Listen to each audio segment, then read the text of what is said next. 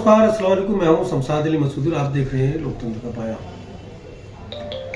आज हम चर्चा करेंगे देश की उस मुद्दों पर जिसको लगातार बात करते हैं। बात करें ईडी और सीबीआई की। सरकारें ईडी और सीबीआई का इस्तेमाल अपने फायदे के लिए करती हैं और एक बार फिर साबित हो गया कि एसडीपीआई के जो राष्ट्रीय अध्यक्ष एमके फैजी थे, उनको ईडी के जरिए सरकार ने गिरफ्तार कराने का काम किया था। एक लंबे समय बाद उनकी जमानत हो गई है और बाहर आ गए। और इसी पर चर्चा के लिए हमारे साथ हैं एसडीपीआई के दिल्ली प्रदेश के उपाध्यक्ष एचएम हासिम मलिक। उनसे बात करेंगे और आज इसमें एक और बात करेंगे जो यहाँ के दिल्ली सरकार में मंत्री है कपिल मिश्रा, उनका जो कल उन्होंने एक उद्घाटन दौरान बातचीत की, उस पर ही बात करेंगे। पहले एमके फैजी को लेकर बात करेंगे।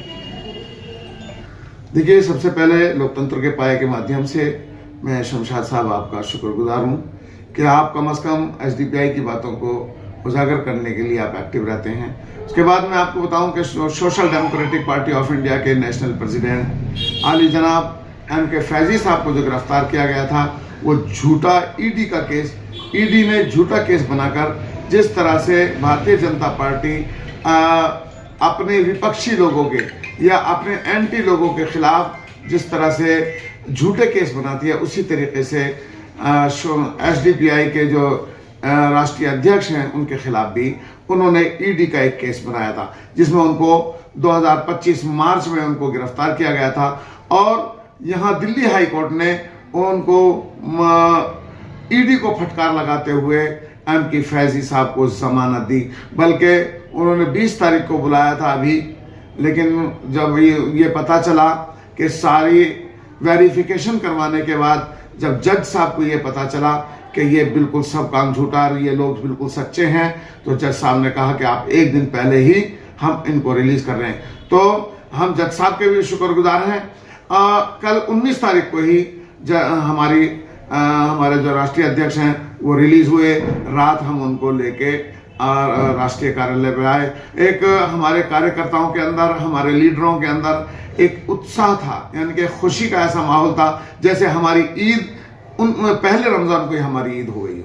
जिस तरह से देखा गया कि तमाम देश के राजनीतिक पार्टी, अरविंद केजरीवाल हो, मनोज सिसोदिया हो, जिनको ईडी के केस में फंसा लिया जाता है, बाद में बरी हो जाते हैं, जमानत बाहर आते हैं। ऐसे में क्योंकि एसडीपीआई भी एक बड़ी पार्टी है, एक लंबे समय से काम है, कई राज्यों में काम कर रही है, अब पार्टी में कैसा उत्साह नजर आ रहा और किस तरह की खुशी की बात है? देखिए, उत्साह का मामला यह है कि एक तो हमारी वीडियो, रात की वीडियो ऐसी है कि उसमें आपको जश्न का माहौल मिलेगा, लेकिन हम लोगों के पास क्योंकि उतना पैसा नहीं है जितना कि हम वेस्ट करें। यूं तो हमारे जो कार्यकर्ता थे उनके अंदर उत्साह था कि हम बम पटाखों से इस्तकबाल करेंगे और ढोल ढपाड़े बजाएंगे, लेकिन हम वो वेस्ट है पैसा खर्च करना, इसलिए कौम का पैसा है, हम उसको खर्च नहीं करना चाहते थे।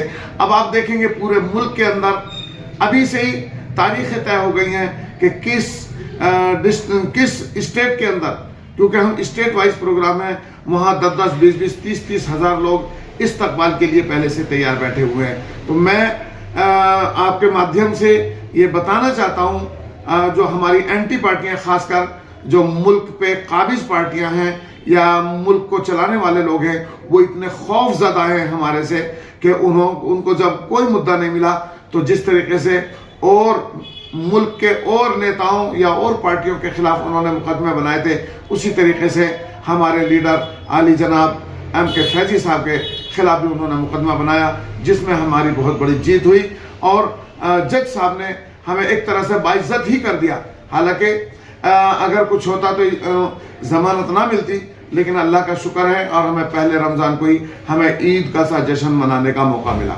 अच्छा, मेरे को सवाल है, तो आपकी पार्टी का था, लेकिन वो सवाल है कि जिस विधानसभा से आप चुनाव लड़े, बात कर रहे हैं करावनगर से, वहाँ से कपिल मिश्रा विधायक है, मंत्री भी हैं और सुर्खियों में हमेशा रहते हैं। कल का उनका एक बयान था एक रोड को लेकर, चौड़कला को लेकर, क्या वीडियो आपने देखी होगी, शायद बहुत सारे लोगों ने देखी है, तो क्या इस तरह का जो बयान है तो कैसा लगता है कि इस तरह के बयान आने चाहिए?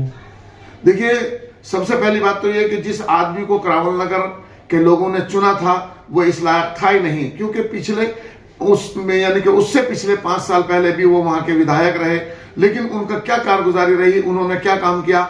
आज वो बड़े बड़े वादे कर रहे हैं कि 11 साल केजरीवाल जी रहे और तुमने ये किया, तुमने ये किया। तो मैं ये बता दूं, आवाम को ये बता दूं कि जब कपिल मिश्रा जी खुद विधायक थे 5 साल के वहां, जब उन्होंने क्या इलाके का सुधार किया था।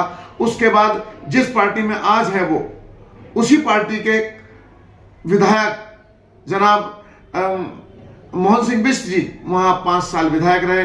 उन्होंने क्या कर लिया था, बल्कि मैंने पहले एक बार खबर सुनी थी कि मोहन सिंह बिष्ट जी ने उस जिस पुश्ते की आप बात कर रहे हैं उस पुश्ते के लिए एक फाइल लगाई थी, और यहां तक कि मुझे जो मैंने पढ़ा था कि वो फाइल भी पास हो गई है और वो पुश्ते का काम बहुत जल्द होने वाला।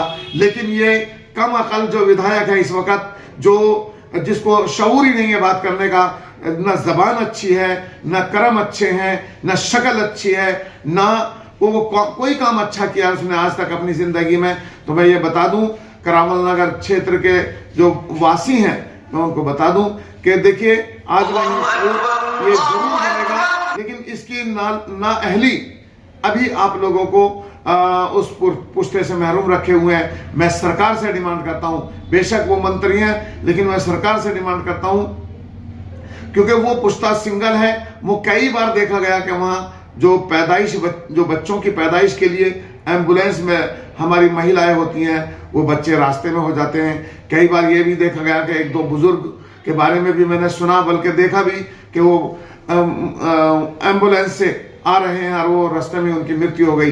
तो मेरी डिमांड है social democratic party Delhi state की तरफ से, मैं ये डिमांड करता हूं रेखा जी सरकार से कि इस पुश्ते को बहुत जल्द डबल किया जाए, क्योंकि जैसे जैसे हमारे इलाके की जनसंख्या बढ़ती चली जा रही है, ऐसे रास्ते शॉर्ट होते चले जा रहे हैं। इस पुश्ते की बहुत सख्त जरूरत है, इसको डबल जल्दी से जल्दी कराया जाए। इलाके की जो आवाम है वो जज्बात में आके उनको जिता दिया, और मैं कहूँगा आइंदा ऐसे आदमी को खासकर करावल नगर में, क्योंकि करावल नगर में बहुत सारे कामों की जरूरत है।